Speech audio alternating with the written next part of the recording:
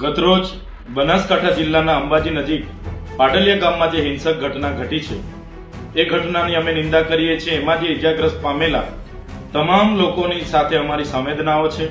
ત્યારે વન અધિકાર અધિનિયમ 2006 અંતર્ગત આ લોકોએ દાવા અરજીઓ કરી છે, પણ સરકારે આજ દિન સુધી એમને સનતો આપી નથી અને આ લોકો વર્ષોથી ત્યાં રહે છે। તો જે પણ કાર્યવાહી થવી જોઈએ તે નીતિ નિયમો મુજબ થતી, સંવાદ મુજબ થતી, તો હું માનું છું કે આ પ્રકારની કોઈ પણ હિંસક ઘટના ત્યાં બનવાની નહોતી। પણ કોઈ રાજકીય નેતાના ઈશારે આ પ્રશાસને ત્યાં આ જમીન ખાલી કરવાના પ્રયાસો કર્યા, જેને કારણે આ ખૂબ જ મોટી હિંસક ઘટના બની ગયેલી છે। ત્યારે આ સમગ્ર ઘટનામાં પ્રશાસન દ્વારા કાયદેસરની કાર્યવાહી કરવા માટે 27 લોકોના નામજોગ એફઆઈઆર થઈ છે, 500 લોકોના અજાણ્યા લોકો સામે એફઆઈઆર થઈ છે।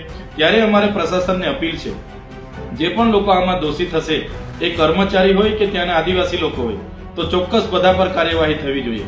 કોઈ પણ નિર્દોષ લોકોનો આમાં ભોગ લેવામાં નહીં આવે અને એમને હેરાન નહીં કરવામાં આવે, એવી અમારી પ્રશાસનને પણ વિનંતી છે।